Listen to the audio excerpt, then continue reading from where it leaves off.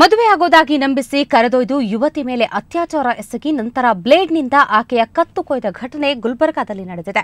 ನಾಲವಾರದ ನರಸಿಂಗಮಳೆ ಪ್ರಿಯಕರನ ಇಂಥ ನೀಚ ಕೃತ್ಯಕ್ಕೆ ಬಲಿಯಾದ ಯುವತಿ ಮೂಲತಃ ಚಿಂಚೋಳಿ ತಾಲೂಕಿನ ನಾರಾಯಣಪೇಟ್ ಗ್ರಾಮದ ನರಸಿಂಗಮ್ಮ ಮತ್ತು ಅದೇ ಗ್ರಾಮದ ರಮೇಶ್ ಪರಸ್ಪರ ಪ್ರೀತಿಸ್ತಾ ಇದ್ರು.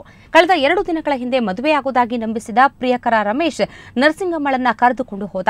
ಬಳಿಕ ಆಕೆಯ ಮೇಲೆ ಅತ್ಯಾಚಾರ ಎಸಗಿದ. ನಂತರ ಬ್ಲೇಡ್ನಿಂದ ಆಕೆಯ ಕತ್ತನ್ನ ಕೊಯ್ದು ಪರಾರಿಯಾದ. ನಾಲವಾರ ರೈಲು ನಿಲ್ದಾಣದಲ್ಲಿ ರಕ್ತದ ಮಡುವಿನಲ್ಲಿ ಬಿದ್ದಿದ್ದ ನರಸಿಂಗಮ್ಮಳನ್ನ ಕಂಡ ಪೊಲೀಸರು ಆಸ್ಪತ್ರೆಗೆ ದಾಖಲಿಸಿದ್ದಾರೆ. 11 ಗಂಟೆಯಲ್ಲಿ ಅವ್ನು ಬೇಕಿದ್ದ ಲವರ್ಸ್ ನಾನು ಲವ್ ಮಾಡ್ತಾನಂತ ಹೇಳಿ ಮೊದಲು ಮದುವೆ ಮಾಡ್ಕೊಂತ ಹೇಳಿ ಕರ್ಕೊಂಡು ಬೇರೆ ಕಡೆ ರೆಡಿ ಮಾಡಕ್ಕೆ ಹೋಗ್ತಾನೆ ಹುಡುಗಿ. ಅಲ್ಲಿ ಹೋದಲ್ಲಿ ಒಂದು ಬ್ಲೇಡ್ ತೊಗೊಂಡಿಗೆ ಈ ಕತ್ತು ಎಟ್ಟು ಕೊಯ್ದುಬಿಟ್ಟು ಇವರು ಕರ್ಕೊಂಬಂದ್ರು ಪಿ ಶಿವರು ಇದ್ರೆ ಇನ್ನೊಬ್ರು ಇದ್ರು ಕರ್ಕೊಂಬಂದು ಅಡ್ಮಿಟ್ ಮಾಡ್ಯಾರ್ರಿ. ಇಲ್ಲಿ ಕೇಳಿದವ್ರಿ ಅದು ನಮ್ಮ ಕನ್ನಡ ಬರ್ತದೆ ತೆಲುಗು ಬರಲ್ಲ. ಈ ಬಗ್ಗೆ ಮತ್ತಷ್ಟು ಮಾಹಿತಿ ಪಡೆಯೋಣ. ನಮ್ಮ ಪ್ರತಿನಿಧಿ ಶರಣಯ್ಯ ಹಿರೇಮಠ ಅವರಿಂದ. ಶರಣಯ್ಯ, ಈಗ ಆಕೆಯ ಸ್ಥಿತಿ ಹೇಗಿದೆ? ಶ್ವೇತಾ, ನರಸಿಂಗಮ್ಮ ಸದ್ಯ ಗುಲ್ಬರ್ಗಾ ಜಿಲ್ಲಾ ಆಸ್ಪತ್ರೆಯಲ್ಲಿ ಚಿಕಿತ್ಸೆ ಪಡಿತಾ ಇದ್ದಾರೆ. ಇವರ ಸ್ಥಿತಿ ಈಗ ಇವರು ಸ್ವಲ್ಪ ಮಟ್ಟಿಗೆ ಚೇತರಿಸ್ಕೊಳ್ತಾ ಇದ್ದಾರೆ ವೈದ್ಯರ ಮಾಹಿತಿಯ ಪ್ರಕಾರ. ಕಳೆದ 2 ದಿನಗಳ ಹಿಂದೆ ಇವರು ಊರು ನಾರಾಯಣಪೇಟೆ, ಗುಲ್ಬರ್ಗಾ ಜಿಲ್ಲೆಯ ನಾರಾಯಣಪೇಟೆ, ಇದು ಆಂಧ್ರ ಪ್ರದೇಶದ ಬಾರ್ಡರ್ ನಲ್ಲಿರುವಂತಹ ಗ್ರಾಮ. ಇಲ್ಲಿಂದ ಸುಮಾರು 2 ದಿನಗಳ ಹಿಂದೆ ಇವರು ರಮೇಶ್ ಅನ್ನುವಂತವನ ಜೊತೆಗೆ ಓಡಿ ಹೋಗಿದ್ರು. 2 ದಿನಗಳ ನಂತರ ಇವರು ಯಾದಗಿರಿ ಮತ್ತು ಗುಲ್ಬರ್ಗಾ ಜಿಲ್ಲೆಯ ನಾಲ್ವಾರ ಇಲ್ಲೆಲ್ಲ ಸುತ್ತಾಡಿದ್ದಾರೆ.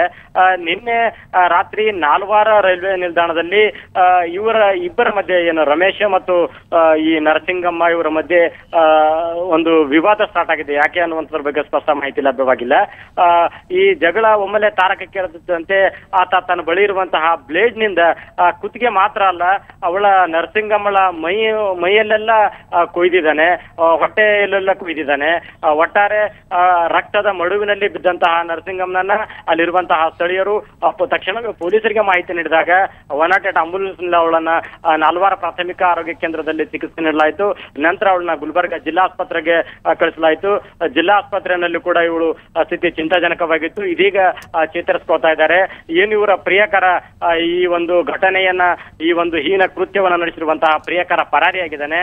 ಈತನ ಒಂದು ಪತ್ತೆಗೆ ವಾಡಿ ಪೊಲೀಸರು ಕಾರ್ಯಾಚರಣೆ ನಡೆಸ್ತಾ ಇದ್ದಾರೆ. ಶ್ವೇತಾ, ಶರಣಯ್ಯ, ಹಾಗಾದ್ರೆ ರಮೇಶ್ ಬಗ್ಗೆ ಏನಾದ್ರೂ ಸುಳಿವು ದೊರೆತಿದ್ಯಾ? ಸದ್ಯದ ಮಾಹಿತಿಯ ಪ್ರಕಾರ ರಮೇಶ್ ಕೂಡ ಅದೇ ಗ್ರಾಮದವನು, ಅಂದ್ರೆ ನಾರಾಯಣಪುರ ಗ್ರಾಮದವನೇ ಅನ್ನುವಂತಹ ಮಾಹಿತಿ ಲಭ್ಯವಾಗಿದೆ. ಜೊತೆಗೆ ಈ ನರಸಿಂಗಮ್ಮನ ಸಂಬಂಧಿಕರು ಕೂಡ ಒಂದು ಗುಲ್ಬರ್ಗಾ ಜಿಲ್ಲಾ ಆಸ್ಪತ್ರೆಗೆ ಧಾವಿಸಿ ಬಂದಿದ್ದಾರೆ. ಅವರೆಲ್ಲರ ಮಾಹಿತಿಯ ಪ್ರಕಾರ ಆತ ಕೂಡ ಅದೇ ಗ್ರಾಮದವನು. ನರಸಿಂಗಮ್ಮ ಹೇಳುವಂತೆ ಕೂಡ ಕೆಲವು ದಿನಗಳಿಂದ ಇವರಿಬ್ಬರ ನಡುವೆ ಪ್ರೀತಿ ಅಂಕುರಿಸಿತ್ತು. ಜೊತೆಗೆ ಮದುವೆ ಆಗ್ತೀನಿ ಅಂತ ಹೇಳಿದಾಗ ಅವರಿಬ್ರು ಮನೆಯಿಂದ ಹೊರಗೆ ಬಂದ್ರು 2 ದಿನಗಳ ಹಿಂದೆ. ಇದಾದ ನಂತರ ಏನೇನು ಬೆಳವಣಿಗೆಗಳು ನಡೆದವು ಅನ್ನುವಂಥದ್ರ ಬಗ್ಗೆ ಸ್ಪಷ್ಟ. ಆದ್ರೆ ಇವ್ರು ಹೇಳೋ ಪ್ರಕಾರ ನನ್ನ ಮೇಲೆ ಅತ್ಯಾಚಾರ ನಡೆಸಿ ಈ ರೀತಿಯಾದಂತಹ ಒಂದು ಹೀನ ಕೃತ್ಯವನ್ನ ಬ್ಲೇಡ್ ನಿಂದ ಕತ್ತು ಕೊಯ್ದು ಹೊಟ್ಟೆಯ ಭಾಗದಲ್ಲೆಲ್ಲ ಕೊಯ್ದು ಬಿಟ್ಟು ರಕ್ತದ ಮಡುವಿನಲ್ಲಿ ಬಿಟ್ಟು ಓಡಿ ಹೋಗಿದ್ದಾನೆ ಅನ್ನುವಂತಹ ಮಾಹಿತಿ ಲಭ್ಯವಾಗಿದೆ. ಶ್ವೇತಾ, ಇಬ್ಬರ ಮನೆಯವರೆಗೂ ವಿಷಯ ಗೊತ್ತಾಗಿದೆಯಾ ಶರಣಯ್ಯ? ಶ್ವೇತಾ, ಈ ರಮೇಶ್ ಅನ್ನುವಂಥವರ ಕುಟುಂಬದವರನ್ನ ಪೊಲೀಸರು ಸಂಪರ್ಕ ಮಾಡಿದ್ದಾರೆ. ಜೊತೆಗೆ ರಮೇಶ್ ಪರಾರಿಯಾಗಿದ್ದಾನೆ. ಈತನ ಒಂದು ಪತ್ತೆಗೂ ಕೂಡ ಕಾರ್ಯತಂತ್ರ ಪೊಲೀಸ್ ಇಲಾಖೆಯಿಂದ ನಡೀತಾ ಇದೆ. ಈ ಎಲ್ಲಾ ಬೆಳವಣಿಗೆಗಳ ನಂತರನೂ ಕೂಡ ಈ ಒಂದು ಗುಲ್ಬರ್ಗಾ ಜಿಲ್ಲಾ ಆಸ್ಪತ್ರೆಯಲ್ಲಿ ನೀವು ಚಿಕಿತ್ಸೆ ಪಡಿತಾ ಇದ್ದಾಳೆ. ಇವರು ಸದ್ಯದ ಸ್ಥಿತಿಯಲ್ಲಿ ಸ್ಪಷ್ಟವಾಗಿ ಮಾತನಾಡುವ ರೀತಿಯಲ್ಲಿ ಇಲ್ಲ. ಹಾಗಾಗಿ ಘಟನೆ ಯಾವ್ಯಾವ ಕಾರಣಕ್ಕಾಗಿ ನಡೀತು, ಈ ಘಟನೆಯ ಸಂಪೂರ್ಣ ವೃತ್ತಾಂತ ಏನು ಅನ್ನುವಂಥದ್ದು ಈಗಲೂ ಕೂಡ ಅಸ್ಪಷ್ಟ. ಆದ್ರೆ ಅವಳು ತನ್ನ ಇಂತಹ ಒಂದು ಪರಿಸ್ಥಿತಿಯಲ್ಲೂ ಕೂಡ, ಅಸ್ವಸ್ಥ ಪರಿಸ್ಥಿತಿಯಲ್ಲೂ ಕೂಡ ತನ್ನ ಸಂಬಂಧಿಕರಿಗೆ ಮತ್ತು ಪೊಲೀಸರಿಗೆ ಕೆಲವು ಮಾಹಿತಿಗಳನ್ನು ನೀಡಿದ್ದಾಳೆ. 2 ದಿನಗಳ ಹಿಂದೆ ನಾನು ಮನೆಯಿಂದ ಬಂದಿದ್ದೆ, ನಾಲ್ವಾರ ಯಾದಗಿರಿಗೆ ಹೋಗಿದ್ವಿ, ನಂತರ ನಾಲ್ವಾರ್ಗೆ ಬಂದ್ವಿ. ನಾಲ್ವಾರ ರೈಲ್ವೆ ಸ್ಟೇಷನ್ ಅಲ್ಲಿ ನನಗೆ ಈ ರೀತಿ ಒಂದು ಕೃತ್ಯ ನಡೆಸಿ ಹೋದ ಅನ್ನುವಂತಹ ಮಾಹಿತಿ ಹೇಳ್ತಾ ಇದ್ದಾಳೆ. ಅದು ಬಿಟ್ಟರೆ ಹೆಚ್ಚಿನ ಮಾಹಿತಿಯನ್ನು ನಿರೀಕ್ಷಿಸಬೇಕಾಗಿದೆ. ಶ್ವೇತಾ, ಥ್ಯಾಂಕ್ ಯು ಶರಣಯ್ಯ ಎಲ್ಲ ಮಾಹಿತಿಗಾಗಿ.